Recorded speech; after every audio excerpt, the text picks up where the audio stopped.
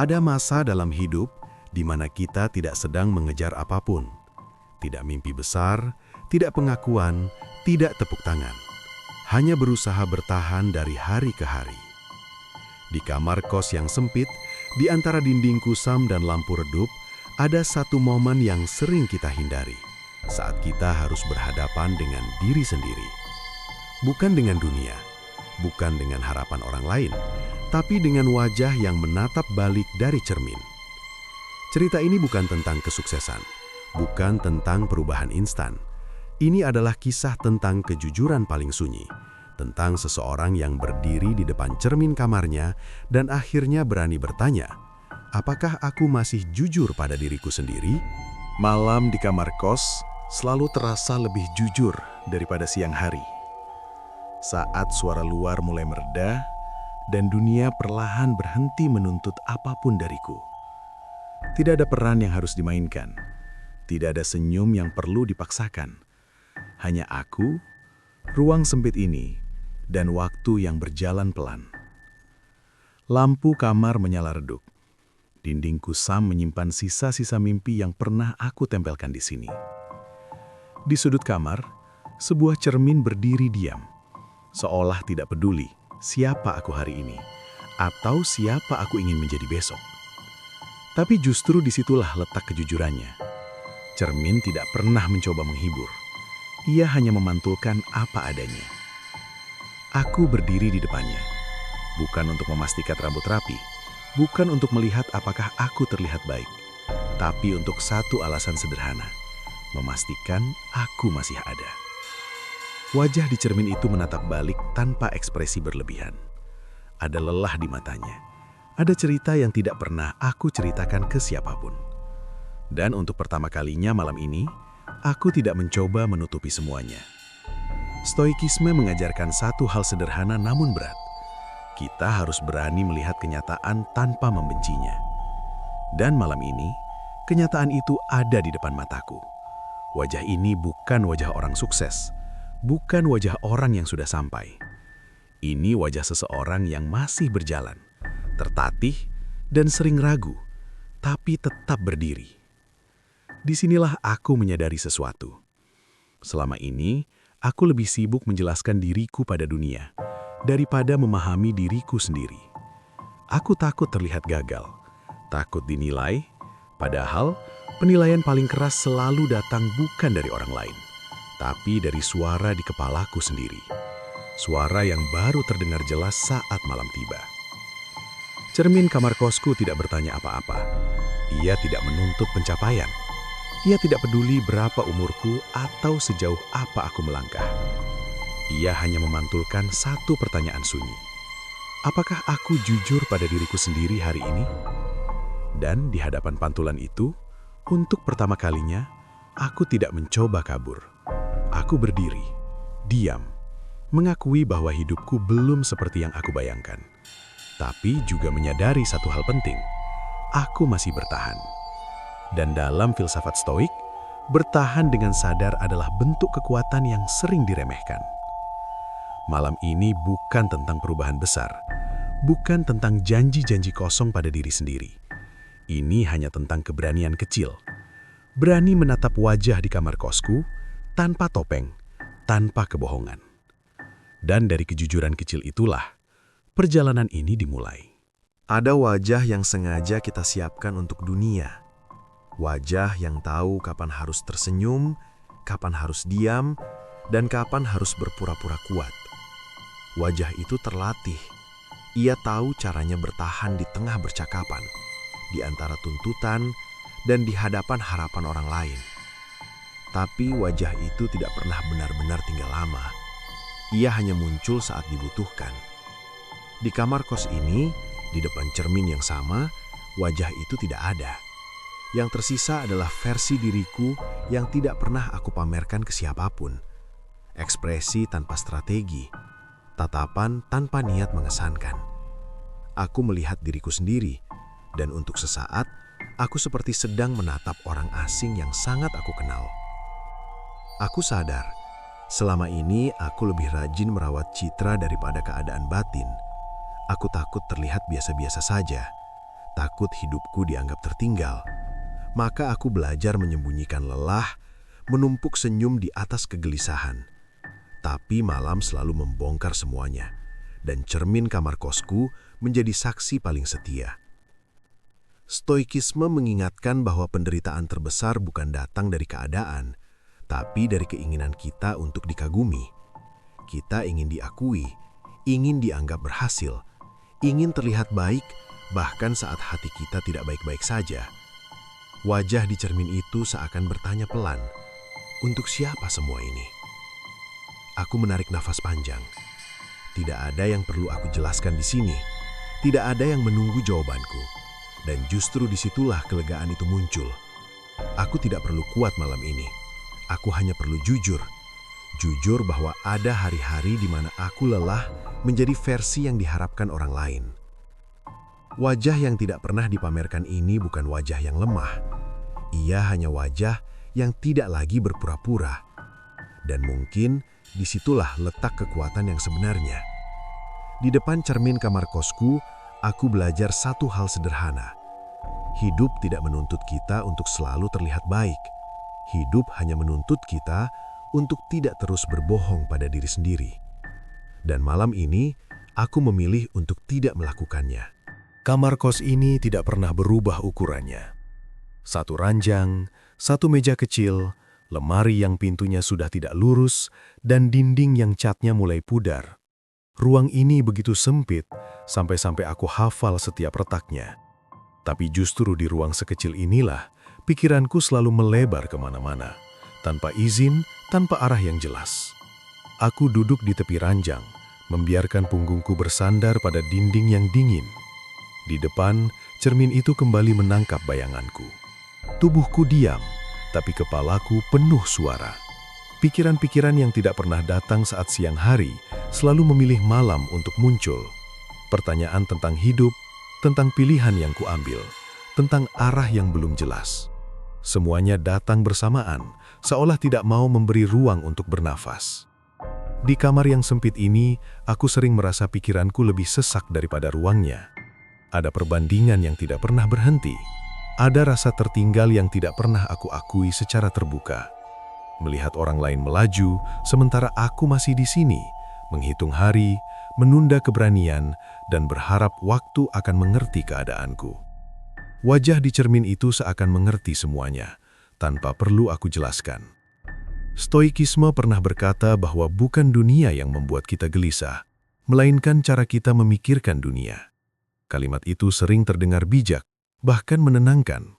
Tapi saat malam tiba dan pikiranku tidak bisa diam, kebijaksanaan terasa seperti teori yang terlalu jauh dari kenyataan. Aku tahu tidak semua hal ada dalam kendaliku, tapi pikiranku tetap saja mencoba menguasai semuanya. Masa depan, penilaian orang lain, kemungkinan terburuk yang belum tentu terjadi. Aku berjalan mondar-mandir, 3 langkah ke depan, 2 langkah ke belakang. Tidak ada tempat untuk lari, tidak ada sudut untuk bersembunyi. Kamar kos ini memaksaku berhadapan langsung dengan pikiranku sendiri. Dan mungkin selama ini aku memang selalu menghindari momen ini. Mengisi waktu dengan kesibukan, dengan suara, dengan apapun yang bisa membuatku lupa bahwa ada bagian dari diriku yang belum selesai.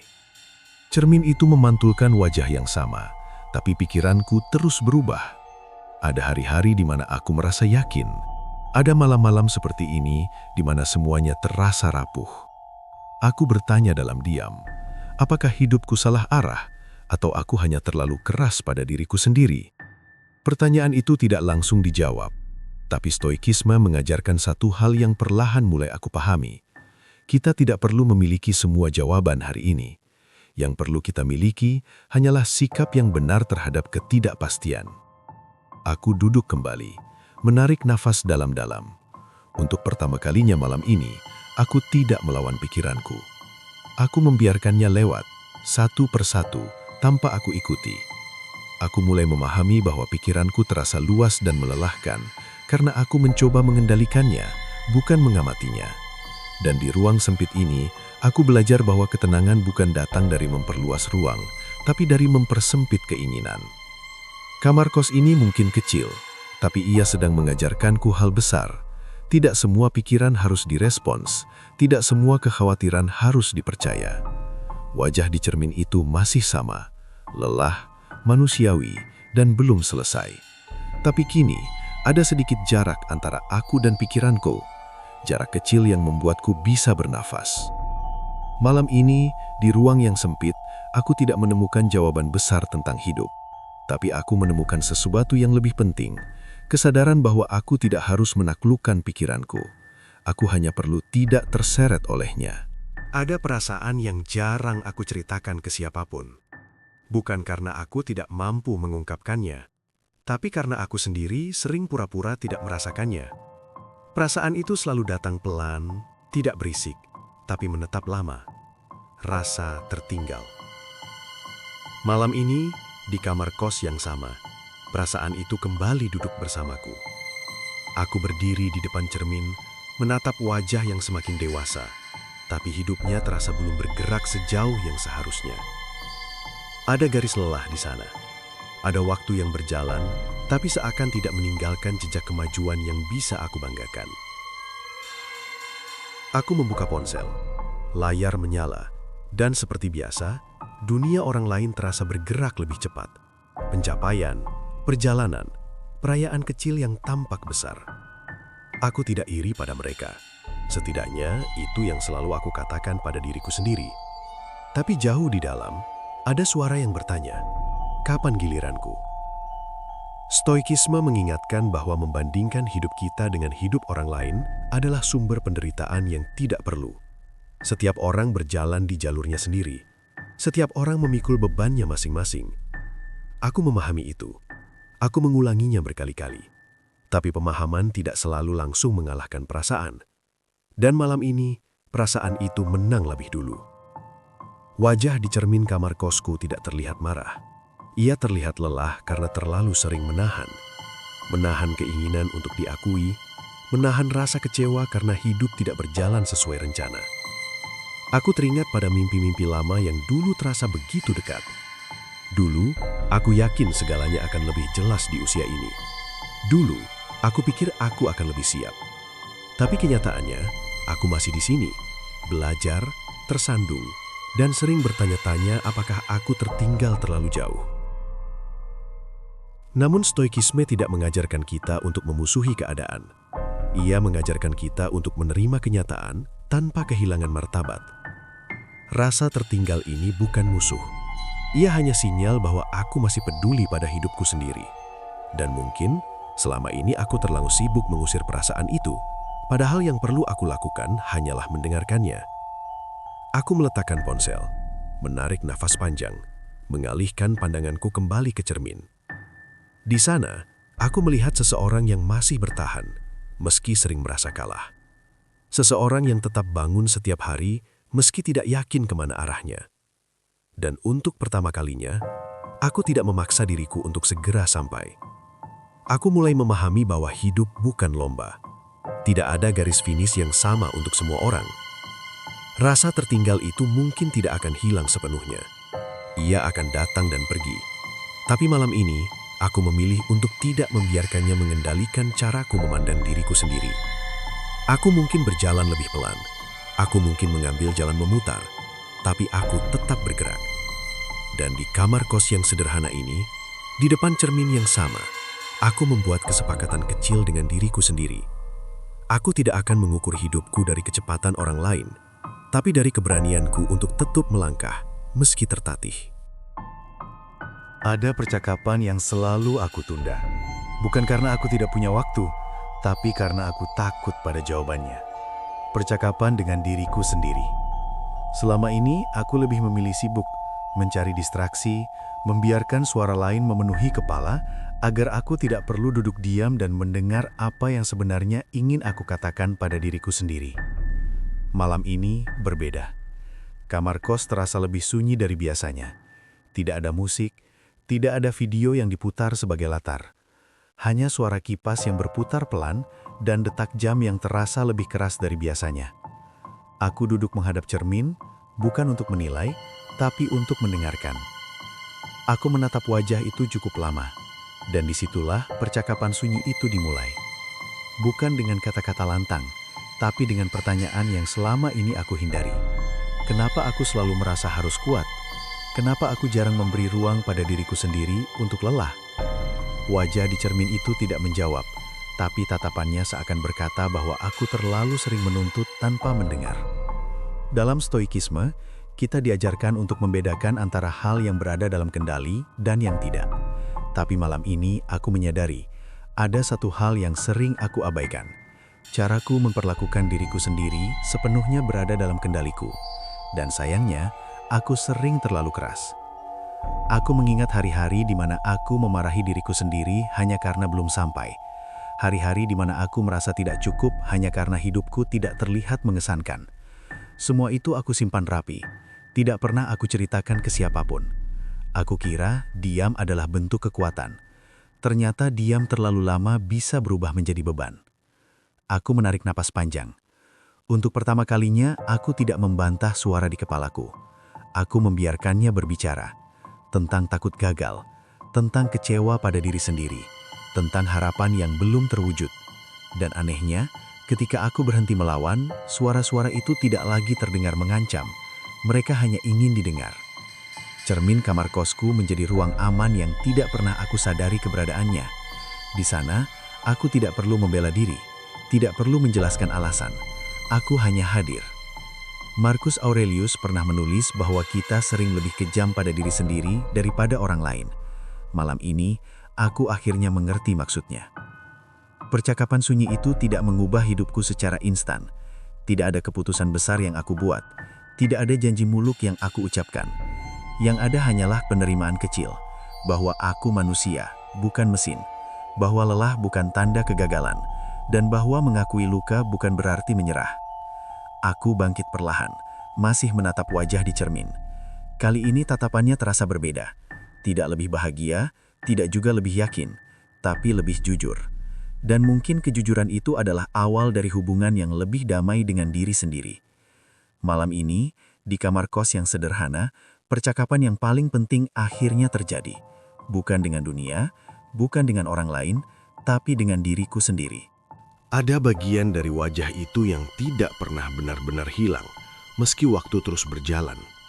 Bukan kerutan, bukan tanda usia, tapi bayangan dari kesalahan-kesalahan lama. Setiap kali aku menatap cermin di kamar kos ini, aku tahu, aku tidak hanya melihat siapa diriku sekarang, tapi juga semua keputusan yang pernah aku buat, termasuk yang salah. Kesalahan memiliki cara aneh untuk tinggal. Ia tidak selalu muncul sebagai rasa bersalah yang keras. Kadang ia hadir sebagai tatapan kosong. Kadang sebagai penyesalan yang tiba-tiba muncul tanpa sebab jelas. Malam ini, ia muncul di wajah yang menatap balik dariku. Wajah yang mencoba terlihat tenang, tapi menyimpan cerita yang tidak pernah selesai. Aku ingat pilihan-pilihan yang dulu aku kira tepat. Kata-kata yang terucap tanpa pikir panjang. Kesempatan yang aku lepaskan karena takut. Semua itu tidak bisa aku ambil kembali, dan selama ini aku sering menghukum diriku sendiri karenanya, seolah-olah dengan terus mengingat kesalahan itu, aku bisa menebusnya. Stoikisme mengajarkan bahwa masa lalu tidak berada dalam kendali kita. Ia sudah selesai, apapun bentuknya. Yang berada dalam kendali hanyalah bagaimana kita memaknai dan meresponsnya hari ini. Tapi memaafkan diri sendiri seringkali lebih sulit daripada memaafkan orang lain. Karena kita tahu persis niat kita saat itu. Kita tahu bahwa kita seharusnya bisa berbuat lebih baik. Aku berdiri lebih dekat ke cermin, menatap mata itu dengan jujur, dan untuk pertama kalinya, aku tidak mencoba menyangkal apapun. Ya, aku pernah salah. Ya, aku pernah mengecewakan diriku sendiri. Dan ya, akibatnya masih terasa sampai sekarang. Namun di balik semua itu, ada satu kebenaran yang perlahan muncul. Aku melakukan kesalahan bukan karena aku jahat, tapi karena aku belum cukup bijak. Dan kebijaksanaan, seperti yang Stoik ajarkan, tidak datang sebelum pengalaman. Ia lahir justru dari kegagalan, dari keputusan yang keliru, dari luka yang mengajarkan batas. Aku menyadari selama ini aku memperlakukan kesalahan sebagai identitas, seolah-olah satu keputusan buruk cukup untuk mendefinisikan seluruh hidupku. Padahal kesalahan hanyalah bagian dari perjalanan, bukan tujuan akhirnya. Ia seharusnya menjadi guru, bukan penjara. Malam ini, aku tidak berusaha melupakan apapun. Aku hanya berhenti memukul diriku sendiri dengan masa lalu. Aku membiarkan kesalahan itu ada, tanpa aku biarkan ia menguasai caraku memandang diri sendiri.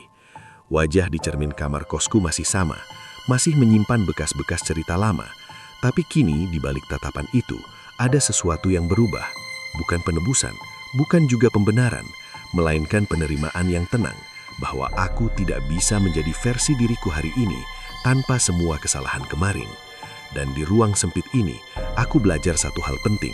Masa lalu boleh membentukku, tapi ia tidak berhak mengurungku. Ada satu kata yang dulu selalu aku salah pahami, menerima. Dalam pikiranku, menerima berarti berhenti berharap, berarti mengakui kekalahan, berarti berdamai dengan hidup yang biasa-biasa saja. Karena itu, selama bertahun-tahun aku menolak kata itu. Aku memilih melawan keadaan, memaksa diri untuk terus kuat, seolah-olah kelelahan adalah tanda kelemahan. Namun malam ini, di kamar kos yang sama, pemahamanku mulai berubah. Aku kembali berdiri di depan cermin. Wajah yang menatap balik tidak lagi terlihat marah pada masa lalu, tapi juga belum sepenuhnya tenang menghadapi masa depan. Ia berada di tengah, di titik yang sering dihindari. Kenyataan. Kenyataan bahwa hidupku saat ini sederhana, tidak mewah, tidak juga gemilang, tapi nyata. Stoikisme mengajarkan bahwa menerima keadaan bukan berarti berhenti bergerak. Justru sebaliknya, penerimaan adalah titik awal dari tindakan yang jernih. Kita tidak bisa melangkah dengan baik jika kita terus menyangkal tanah tempat kita berpijak. Dan selama ini, mungkin itulah yang aku lakukan.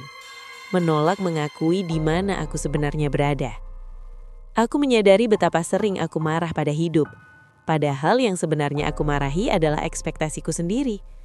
Ekspektasi tentang usia, tentang pencapaian, tentang bagaimana seharusnya hidup berjalan. Semua itu aku genggam terlalu erat, sampai-sampai aku lupa bernafas. Di depan cermin kamar kosku, aku perlahan melepaskan genggaman itu.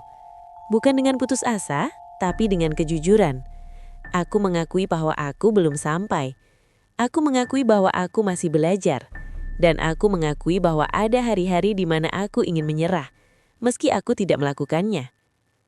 Marcus Aurelius menulis bahwa tugas kita bukan mengeluh tentang keadaan, tapi bertindak sesuai dengan kebajikan di dalam keadaan itu. Malam ini, kebajikan itu bukan keberanian besar atau keputusan drastis. Kebajikan itu sederhana, bertahan tanpa membenci diri sendiri. Menerima tanpa menyerah berarti berhenti memusuhi kenyataan, sambil tetap bergerak perlahan ke arah yang lebih baik. Aku boleh lelah, tapi aku tidak berhenti. Aku boleh ragu, tapi aku tidak membatalkan langkah. Dan kamar kos ini, yang dulu terasa seperti simbol kegagalan, kini aku lihat sebagai tempat jeda, bukan akhir. Wajah di cermin itu masih sama. Tidak lebih tampan, tidak lebih sukses, tapi ada keteguhan kecil di sana. Malam ini, aku tidak berjanji pada diriku untuk menjadi siapa-siapa. Aku hanya berjanji untuk tidak menyerah pada hidupku sendiri. Dan mungkin, di dunia yang terlalu sibuk memaksa kita cepat sampai, bertahan dengan sadar adalah bentuk keberanian yang paling sunyi. Ada satu hal yang sering aku lupakan saat menatap cermin. Wajah yang kulihat hari ini bukan wajah yang final. Ia bukan hasil akhir. Ia adalah proses yang sedang berjalan hari demi hari, tanpa sorak-sorai, tanpa penonton. Dan mungkin karena tidak ada yang bertepuk tangan, aku sering meremehkannya. Malam ini, di kamar kos yang sama, aku menatap wajah itu dengan cara yang berbeda. Bukan sebagai bukti kegagalan, tapi sebagai catatan perjalanan. Setiap garis lelah, setiap tatapan kosong, setiap sisa keraguan, semuanya adalah tanda bahwa aku masih hidup dan masih mencoba. Stoikisme mengajarkan bahwa kita tidak mengendalikan hasil, tapi kita selalu mengendalikan usaha dan sikap. Selama ini, aku terlalu fokus pada apa yang belum aku capai, sampai aku lupa melihat apa yang sedang aku bangun. Karakter, ketahanan, cara berpikir yang lebih jujur. Semua itu tidak terlihat di luar, tapi perlahan membentuk siapa aku sebenarnya. Aku sadar, versi diriku yang sekarang tidak lahir secara kebetulan. Ia dibentuk oleh hari-hari sepi, oleh keputusan kecil untuk tetap bangun, oleh keberanian untuk menghadapi diri sendiri di malam-malam seperti ini. Tidak ada perubahan besar yang dramatis. Yang ada hanyalah konsistensi yang sunyi.